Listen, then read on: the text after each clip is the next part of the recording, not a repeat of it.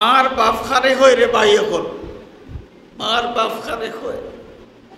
আমার বয়স বাক্কা হয়ে গেছে, আমি তখন ফুলতলি আলিয়া মাদ্রাসাত পড়াই। একদিন সিলেট থেকে আমি আইয়া বাড়িতে আইতাম, রাইত বাজে গেছে 1:45। তো আমার এক ভাই, তার এক বন্ধু মানুষ, তাই কই যে একলগে যাইব কেনে, তো তার লগে একলগে আওয়াজ লাগিয়া দেরি গেছে। রাইত আইসি বাড়ি আবার বাদে আব্বা আম্মা, আব্বা খুব বেশি গুছা করছেন, গুছা করিয়া গুছা খেনে করছেন। গুছা করিয়া কত সময় বাদে আমি তো মাথিয়ার না কোথার বুঝিয়ার না কেনে গুছা করছেন। কত সময় বাদে কই যে তুমি মনে করাই তুমি বহুত বড় হয়ে গেছো। আর হাসাও তো আমি ফুলতলি মাদ্রাসাত শিক্ষকতা করি, আমি কোনো আর একটু ছোটো আফেরদার হয়েছি। কিন্তু আমার আব্বাই কইরা তুমি মনে করাই তুমি বহুত বড় হয়ে গেছো, কিন্তু তোমার মা বাবার কাছে তুমি এখনো বাচ্চা রয়েছো, এখান বুঝো না। মা বাপ দুনিয়ায় বাঁচিয়ে আছেন, আমরা 2জন মানুষ ঘুমাইয়ার না, তুমি তোমারে বারে তো ইয়া কিলা ঘুমাইতাম, আমরা ঘুমাইয়ার না, আমরা হজাব রয়েছি তোমার বাড়সাইয়া। মার বাপ খারে হয়। হাজরিনে কেরাম, এই মা বাবার হক আদায় করিয়া কোনো মানুষ কোনো আওলাদে বিদেশ কামাউকা আর যা করুকা যদি মনে করেন যে মা বাবার হক তাই আদায় করে লাইছেন, যে 20 বছর বিদেশ কামাইয়া মা বাপরে খাওয়াইছেন, ভুল ভুল ভুল। হাজরিনে কেরাম, আল্লাহর নবী সাল্লাল্লাহু আলাইহি ওয়াসাল্লামে মানবতা শিকাইয়া দিয়া গেছেন, সম্মানীরে সম্মান করা লাগবে এখান শিকাইয়া দিয়া গেছেন। রাসূল পাক সাল্লাল্লাহু আলাইহি ওয়াসাল্লাম একদিন তশরিফ রাখছেন এক জায়গাত। তো হঠাৎ করি এক মহিলা জীর্ণ শীর্ণ কাপড় চোপড়, বুড়া একবারে ওগুলা গুজো হয়ে গেছেন বয়সের বারে। রাসূল পাক সাল্লাল্লাহু আলাইহি ওয়াসাল্লামের সামনাসামনি যে সময় হাজির হয়েছেন, হুজুরে পাক সাল্লাল্লাহু আলাইহি ওয়াসাল্লাম বন থেকে খাড়াই গেছেন, খোকা সুবহানাল্লাহ, বুয়ার থেকে খাড়াই গেছেন, কিয়াম করছেন, খাড়াইয়া অগ্রসর হয়েছেন। অগ্রসর হইয়া রহমতুল্লিল আলামিন সাল্লাল্লাহু আলাইহি ওয়াসাল্লামে তার নিজের জিসিম মোবারক তাকে চাদর মোবারক বিছাইয়া তার সম্মানের সাথে অনুভবাইছেন। সাহাবায়ে কেরাম তাজ্জুব হয়ে গেছেন, ই কোন বেটিরে বাবা, ময়লা ছয়লা কাপড় চোপড় লইয়া দেয় আইলা, আর ও বেটিরে রহমতুল্লিল আলামিনে দু জাহানের বাদশাহ কত সম্মান কররা, যে নিজের পিন্নর যে চাদর, এই চাদর মোবারক কলিয়া বিছাইয়া এই মহিলারে সম্মানের সাথে বুয়াইলা। ঘটনা কিতা? সাহাবি হলে যে তাজ্জুব হইয়া সাইরা আল্লাহর নবিয়ে কারণ বুঝছেন যে তাদের অবাক হওয়ার কারণ কিতা। হুজুরে পাক সাল্লাল্লাহু আলাইহি ওয়াসাল্লামে কারণ বর্ণনা করেন যে আমার সাহাবী হল, আমি যে বৃদ্ধা মহিলারে নিজের গায়ের চাদর বিছাইয়া সম্মান করলাম, সম্মানের সাথে ভয়লাম, এই নইলা আমার দুধ মা হালিমা। হযরতে হালিমাতুস সাদিয়া রাদিয়াল্লাহু তাআলা আনহা রাসূল পাক সাল্লাল্লাহু আলাইহি ওয়াসাল্লাম রে দুধ পান করাইছিলা। সৌভাগ্যবতী এই মহিলা দুধ পান করানোর কারণে নবীজি সাল্লাল্লাহু আলাইহি ওয়াসাল্লামের দুধ মা হওয়ার মতো সেই মর্যাদা লাভ করছেন। আর আল্লাহর নবী সাল্লাল্লাহু আলাইহি ওয়াসাল্লামে দুধ মারে সম্মান দেখাইবার লাগি বনতাকে খাড়াইয়া আগুয়া নিজের খান্দর চাদর মুবারক বিছাইয়া এই মহিলারে ভুয়াইলা। আমরা নবী ও চরিত্র আমরা শিখাইয়া দিয়া গেছেন। আমরা সমাজের বাস্তবতা কিতা? আমরা সমাজের বাস্তবতা হইল, ফুয়া যদি বিদেশ থাকেন, বিদেশ থাকি বিদেশি চাদর উদ্দর আনইন, বিদেশি চাদর আনিয়া যদি বিছনার মাঝে বিছাইন,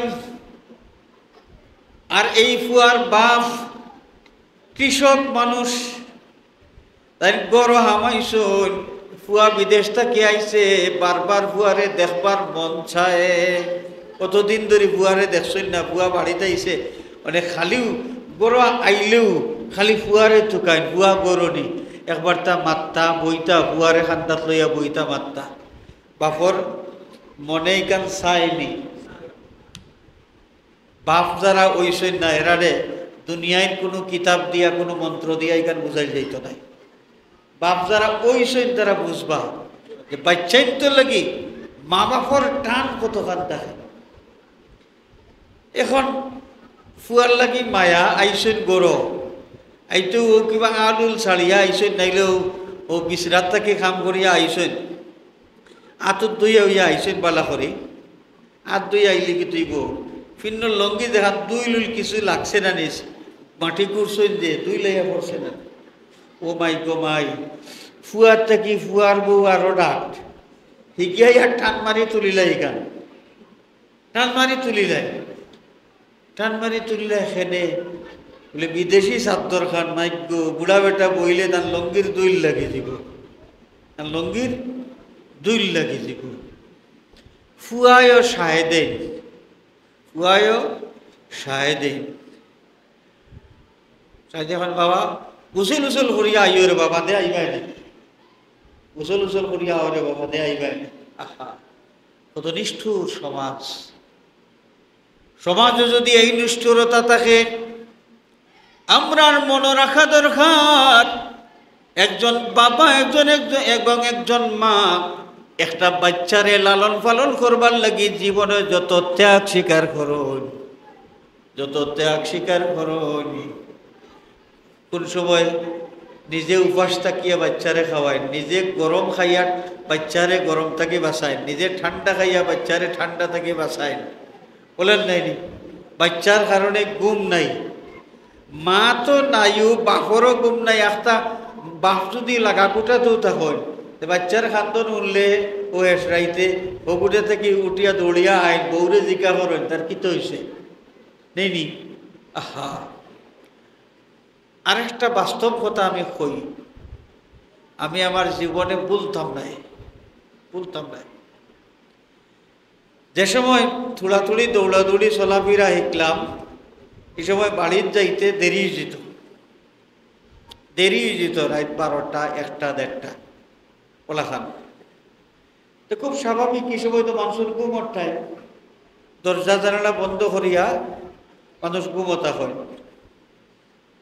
কিন্তু আমার জীবনে একদিনও আম্মা যতদিন জিন্দা আসলা দরজাত গিয়া টুকা মারা লাগছে না, গেইটর তালাত গিয়া বাড়ি দেওয়া লাগছে না। আমার জীবনে কোনোদিন না, জীবনে কোনোদিন না। ও কিলা যেন বুধভাইলিতা তো বাড়ির বাড়া থাকতে লড়াছড়া উঠলেও বুঝতা যে আমার ফুয়া ইচ্ছে বাড়ি এবং ঘুমাইতা না, কোনো বাড়ির না যাওয়া পর্যন্ত ঘুমাইতা না। আহা জীবনে কোনোদিন গেইটও ডাকা লাগছে না।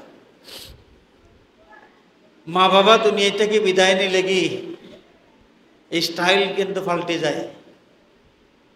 ফোন দিয়েও হজাক করা যায় না, তালাত বাড়িয়েও হজাক করা যায় না।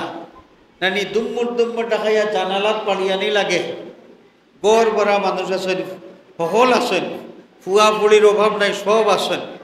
কিন্তু রাত দেরি করি আইলে দরজা আনা ডাকে নক না করিয়া দরজা খোলার কোনো ব্যবস্থা নাই। মার বাপ খারে হয় রে ভাই, এখন মার বাপ খারে হয়। আমার বয়স বাক্কা হয়ে গেছে, আমি তখন ফুলতলি আলিয়া মাদ্রাসাত পড়াই। একদিন সিলেট থেকে আমি আইয়া বাড়িতে আইতাম, রাত বাজে গেছে 1:45। তো আমার এক ভাই তার এক বন্ধু মানুষ তাই কইতে একলগে যাইব কেনে, তো তার লগে একলগে আওয়াজ লাগিয়া দেরি গেছে। রাইত আইসি বাড়ি আবার বাদে আব্বা আম্মা আব্বা খুব বেশি গুছা করছেন, গুছা করিয়া গুছা খেনে করছেন। গুছা করিয়া কত সময় বাদে আমি তো মাথিয়ার না গোদার বুঝিয়ারও না কেনে গুছা করছো। কত সময় বাদে কই যে তুমি মনে করাই তুমি বহুত বড় হয়ে গেছো। আর হাসাও তো আমি ফুলতলি মানুষের শিক্ষকতা করি, আমি কোনো আর একটু ছোটো আফেরদার হয়েছি। কিন্তু আমার আব্বাই কইরা তুমি মনে করলে তুমি বহুত বড় হয়ে গেছো, কিন্তু তোমার মা বাবার কাছে তুমি এখনো বাচ্চা রয়েছো, এখান বুঝো না নি। মা বাপ দুনিয়ায় বাঁচিয়ে আছেন, আমরা দুইজন মানুষ ঘুমাইয়ার না, তুমি তোমারে বারে তো ইয়া কিলা ঘুমাইতাম, আমরা ঘুমাইয়ার না, আমরা হজাব রয়েছি তোমার বাড়ছাইয়া। মার বাপ খারে হয় হাজরিনে কেরাম, এই মা বাবার হক আদায় করিয়া কোনো মানুষ কোনো আওলাদে বিদেশ কামাউকা আর যা করুকা যদি মনে করেন যে মা বাবার হক তাই আদায় করে লাইছেন, যে 20 বছর বিদেশ কামাইয়া মা বাপরে খাওয়াইছেন, ভুল ভুল ভুল। এক সাহাবি হজ কররা তো তোয়াফ কররা তার খান্দর মাঝে কি তাক বুঝা একটা দেখা যায়। আল্লাহ নবীর খেয়াল হয়েছে, খেয়াল হওয়ার বাদে তো তোয়াফ শেষ করছে নি সাহাবিয়ে, রসুল পাক সাল্লাল্লাহু আলাইহি ওয়াসাল্লামের ডাক দিছেন। ডাক দেওয়ার বাদে সাহাবি নবীজির সামনে হাজির হয়েছে। নবীজি প্রশ্ন করেন যে সব মানুষে তোয়াফ করেন খান্দর বুঝা উজা দূরই থইয়া, আর তুমি দেখি তোয়াফল আমলায় খান্দর বুঝা লইয়া, এই বুঝার মাঝে এমন কি দামি জিনিস তোমার?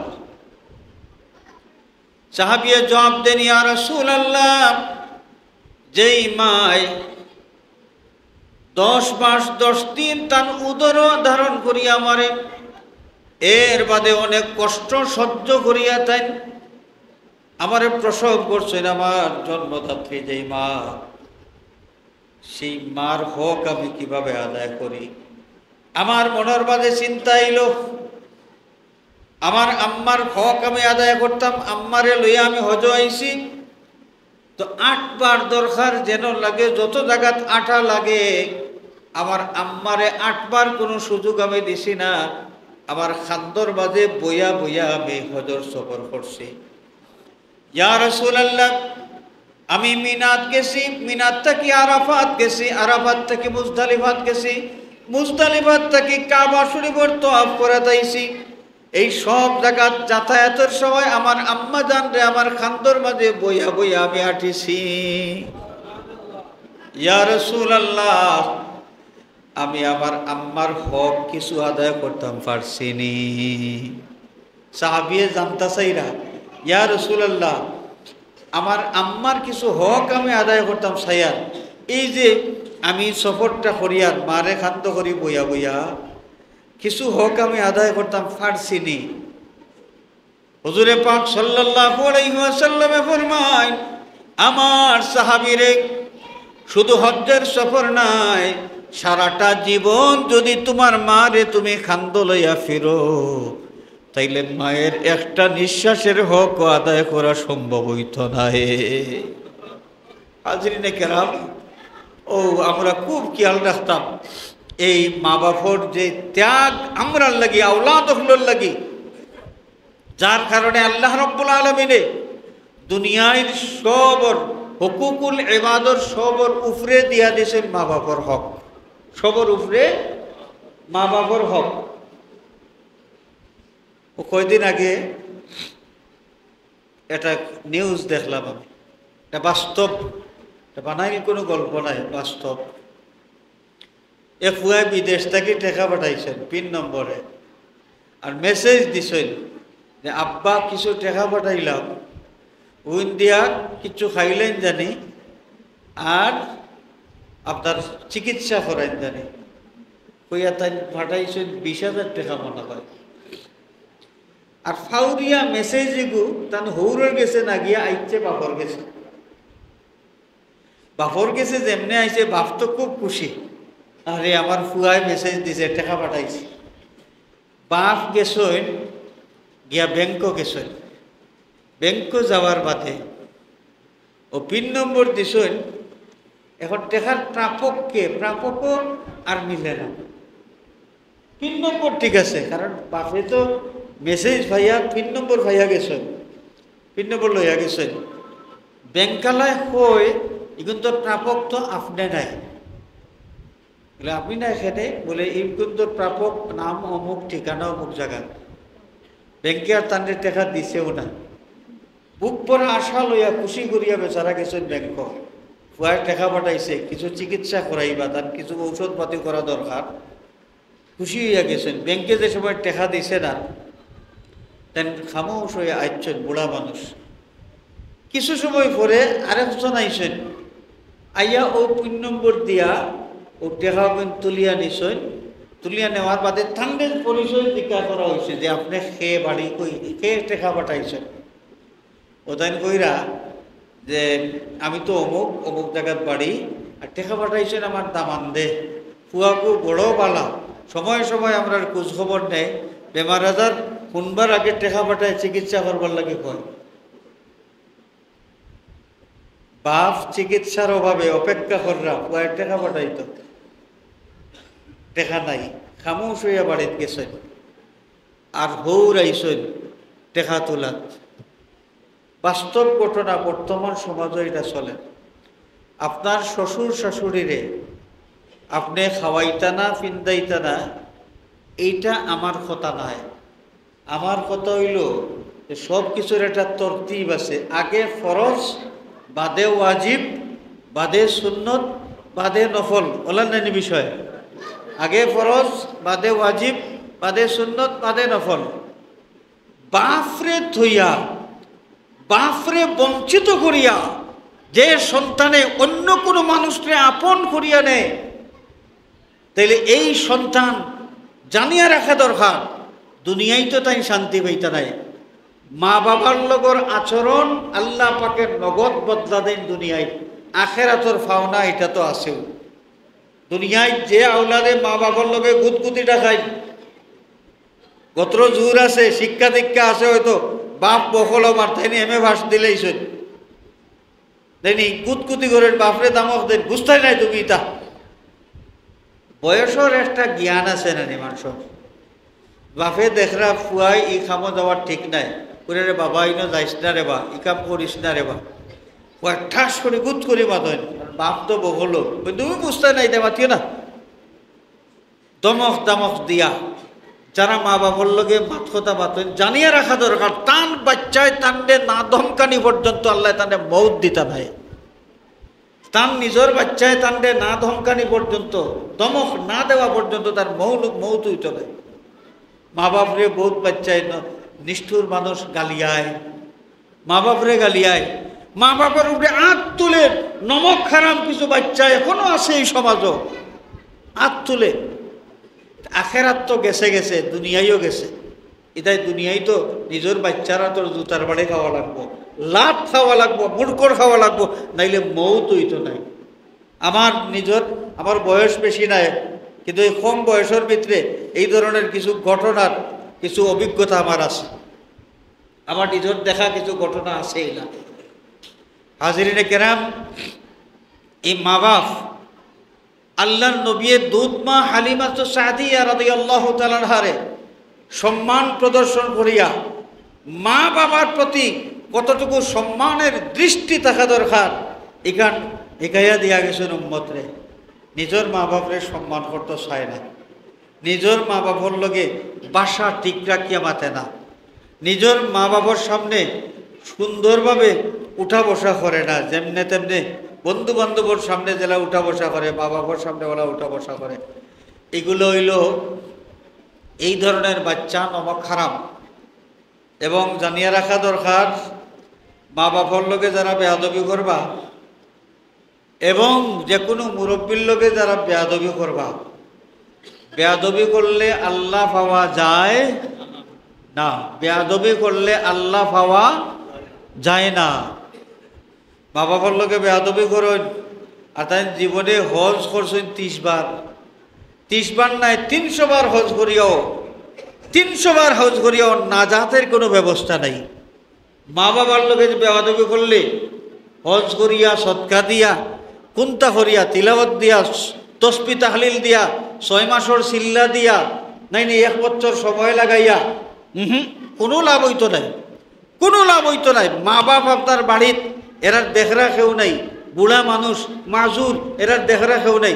আপনি যদি জানকি সময় লাগানিত, আপনি যদি জানকি হমুক জাগাত, আপনি জানকি যদি তমুক জাগাত নেই নি, যে আপনি এই যত বালা কাম করার যাওকা, যত বালা খাম করার যাওকা মা বাপরে অসহায় অবস্থায় রাখিয়া যাওয়ার কারণে আপনার কোনো ইবাদত বন্দেগী তসবিহ তাহলিল ফজিলতর বয়ান কুচ্চে কোনো খাম আইতো নাই, কুচ্চে কোনো আল্লাহর শাস্তি থাকি রেহাই দিত নাই, জিল্লতির জিন্দগি থেকে কিচ্ছু আপনারা রক্ষা করতে পারত না। হাজরিনে কেরাম, আমরা নবী আমরা উত্তম চরিত্র শিখাইয়া দেয়া গেছেন। তো উত্তম চরিত্র আমরা যে যে পেশায়